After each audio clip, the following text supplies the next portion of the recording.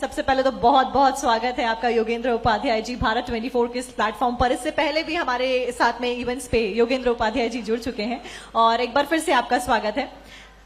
सबसे पहला सवाल आपसे शिक्षा से जुड़ा हुआ ही रहेगा क्योंकि आप शिक्षा मंत्रालय से ताल्लुकात रखते हैं। ऐसे में आजकल किस तरीके से आगे की शिक्षा नीतियों पर काम किया जा रहा है, क्योंकि नीट का मुद्दा लगातार गरमा रहा है। ऐसे में लोगों के मन में जो क्रेडिबिलिटी है मंत्रालय को लेकर वो जरूर डेंट हुई।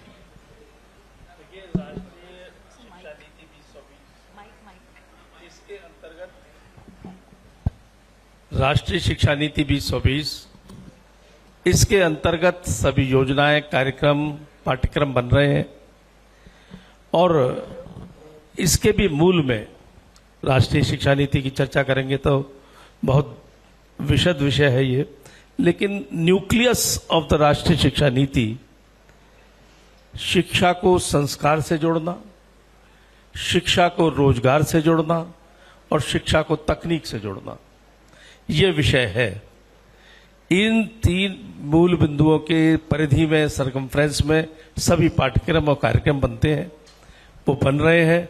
क्योंकि एक समय से जब लॉर्ड मैकाले की दी हुई शिक्षा पद्धति इस देश में लागू हुई, और लॉर्ड मैकाले ने कौन सी शिक्षा पद्धति दी इस देश को, यानी जब वो शिक्षा पद्धति अपनी देके इंग्लैंड वापस गया है तो उसके पिता ने पूछा कि तुम क्या करके आए हो हिंदुस्तान में और अंग्रेज कौम के लिए क्या किया तुमने। तो बोले मैं ऐसी शिक्षा नीति देके आ रहा हूं जिससे काले अंग्रेज पैदा होंगे, वो तन से तो हिंदुस्तानी होंगे लेकिन दिल दिमाग से अंग्रेज होंगे। वह शिक्षा नीति को हम ढोते चले आ रहे थे। कुछ लोग आजादी के बाद ये कहते थे कि शिक्षा नीति में परिवर्तन होना चाहिए और कुछ लोग कहते थे हम करेंगे, लेकिन ब्लूप्रिंट किसी के पास नहीं था कि क्या करेंगे या कैसा होना चाहिए। सिर्फ राष्ट्रीय स्वयंसेवक संघ के पास एक ब्लूप्रिंट था कि शिक्षा नीति कैसी होनी चाहिए, क्योंकि इस शिक्षा में जो मैकाले की दी हुई थी संस्कारों का अभाव था। आज नई शिक्षा नीति में वो सब है।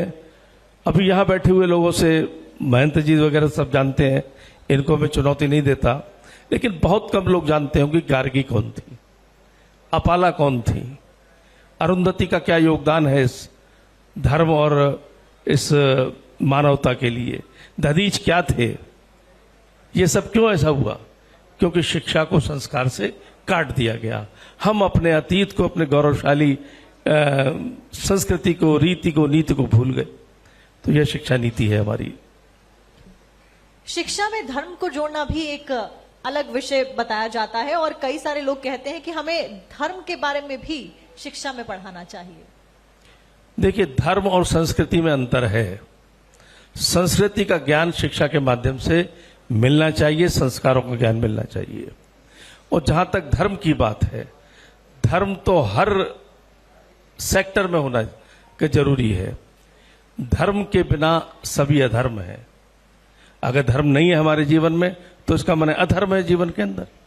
तो धर्म हमको सही मार्ग पर चलना सिखाता है, इसलिए जरूरी भी है। और जहां तक शिक्षा का सवाल है, शिक्षा धर्म में पड़े नहीं लेकिन धर्म में खड़ी रहे, ये जरूरी होना चाहिए। उत्तर प्रदेश सरकार में उच्च शिक्षा मंत्री आप हैं योगेंद्र जी। ऐसे में आज का युवा कल का भविष्य है, युवा प्रधान देश है हम। क्या कुछ वो नीतियां हैं जिनको लागू किया जाएगा जब हम 2047 की बात करते हैं, विकसित भारत की बात करते हैं, क्योंकि आज ही का युवा कल का भविष्य है। मैंने अभी आपको बताया कि जो हमारी नई शिक्षा नीति है उसी के अनुरूप शिक्षा चल रही है, उसी के अनुरूप विकास हो रहा है कि शिक्षा को संस्कार से जोड़ रहे हैं, शिक्षा को रोजगार से जोड़ रहे हैं और शिक्षा को तकनीक से जोड़ रहे हैं। यानी अतीत और भविष्य दोनों को जोड़ के ये शिक्षा नीति बन रही है, शिक्षा के कार्यक्रम बन रहे हैं। इसलिए आने वाले युवा को ऐसी शिक्षा मिल रही है जिसके हाथ में रोजगार भी होगा, तकनीक भी होगी और मन में संस्कार भी होंगे। अच्छा, ये जो नीट का मुद्दा सारा चल रहा है जिसमें लाखों स्टूडेंट्स का भविष्य बिल्कुल साख पर है, ऐसे में जो अभिभावक हैं वो भी प्रश्न उठा रहे हैं, प्रोटेस्ट लगातार जारी है। हालांकि शिक्षा मंत्रालय के द्वारा, धर्मेंद्र प्रधान के द्वारा कहा गया है कि हम कार्रवाई करेंगे, लेकिन अधिसूचना भी अब जारी कर दी गई है। उसको लेकर क्या कुछ कहेंगे आप सरकार के द्वारा? देखिए, जहां तक पेपर लीक का मामला है, चाहे वो नीट का हो या कहीं और बोर्ड का हो, दुर्भाग्य है इस प्रदेश का, खासतौर से मैं उत्तर प्रदेश की बात करूं, कि कोई राजनीतिक दल यदि ये कहता है कि हम तुमको नकल का अधिकार देंगे, तुम हमको वोट दो, यानी उस तर्ज पर बोल रहा है कि तुम मुझे खून दो, मैं तुम्हें आजादी दूंगा, आप हमको सत्ता दीजिए, हम तुम्हें नकल की आजादी देंगे। यह दुर्भाग्य था इस प्रदेश का, और उस व्यवस्था ने यहां की शिक्षा को चौपट किया। योगी जी के प्रथम कार्यकाल में उसको पटरी पर लाया गया और दूसरे कार्यकाल में उस नए मानदंड स्थापित किए हैं। मुझे कहने में कोई कोताही नहीं करूंगा, ना हिचक है, कि माननीय योगी जी के दूसरे कार्यकाल में एक ऐसे मानदंड स्थापित हुए हैं जो पूरे प्रदेश में एक उदाहरण बन गए हैं। जैसे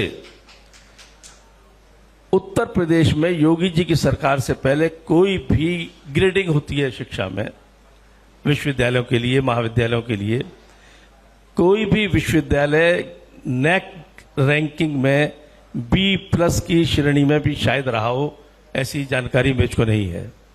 लेकिन जब से हमारी सरकार आई, इस 2 साल के अंदर योगी जी ने और महामहिम हमारी राज्यपाल जी ने विशेष दिलचस्पी ली, तो आज उत्तर प्रदेश में 6 सरकारी विश्वविद्यालय A++ रैंकिंग में हैं, 4 सरकारी विश्वविद्यालय A+ रैंकिंग में हैं और 4 सरकारी विश्वविद्यालय A रैंकिंग में हैं।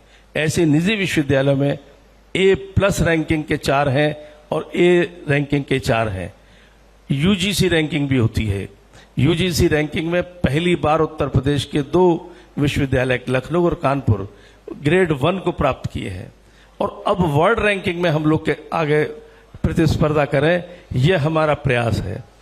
तो पहली बार उत्तर प्रदेश के विश्वविद्यालय हिंदुस्तान में सर्वाधिक हैं जो रैंकिंग में आ चुके हैं। तो ये विकास किया है उत्तर प्रदेश में सरकार ने। अच्छा, जब हम सरकारी कॉलेजेस की बात करते हैं तो हर बच्चा, मुझे लगता है, या हर पेरेंट अपने बच्चे को चाहता है कि वो एक सरकारी कॉलेज में जाए, क्योंकि मान्यता काफी ज्यादा होती है। और लेकिन जब वही चीज स्कूल पे आती है तो कोई नहीं चाहता है कि हम अपने बच्चे को सरकारी स्कूल पे जाए, मतलब डाउनग्रेड टाइप में उसको रखा जाता है बैक ऑप्शन में। तो ऐसा क्या किया जाए जो आज के सरकारी स्कूल हैं उसको लेकर भी वही छवि बने जो कि सरकारी कॉलेज के लिए इस समय बनी हुई है? देखिए, धीरे धीरे छवि सुधर रही है। मैंने कहा कि किन लोगों ने छवि को बिगाड़ा और आज कैसे सुधर रही है।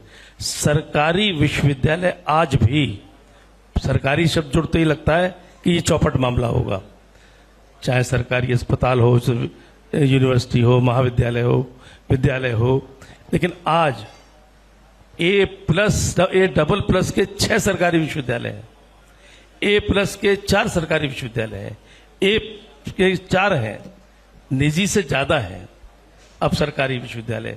अब हम महाविद्यालय की ओर बढ़ रहे हैं कि अगले 2 साल में महाविद्यालय भी उस रैंकिंग में एक स्थान प्राप्त कर सके और उत्तर प्रदेश एक बड़ा हब बने एजुकेशन का। उदाहरण के लिए, लखनऊ यूनिवर्सिटी जब से A++ और UGC ग्रेड A में आई है, वहां 80 छात्र थे विदेशी, आज वहां पर 800 से ऊपर छात्र विदेशी हैं। यानी उत्तर प्रदेश आज शिक्षा का हब बनता जा रहा है। धीरे धीरे देश विदेश के छात्र यहां आके पढ़ेंगे और यहां के छात्र जो विदेश में जाते थे या अन्य प्रदेशों में जाते थे, उनको जाना रुकेगा, उसका पलायन रुकेगा। यहां एक हम हब बनाएंगे, ये हमारा अगला उद्देश्य है। अच्छा, एक और सवाल मेरा इसी कड़ी में रहेगा, रोजगार से जुड़ा हुआ, क्योंकि शिक्षा पा लेना आज के समय में रोजगार पा लेना नहीं है, ये डेफिनेशन खत्म हो गई। कई लोग, हमने कई सारे एग्जांपल्स देखे, इंजीनियर चाय वाला है ना, और ऐसे कई सारे एग्जांपल्स हैं।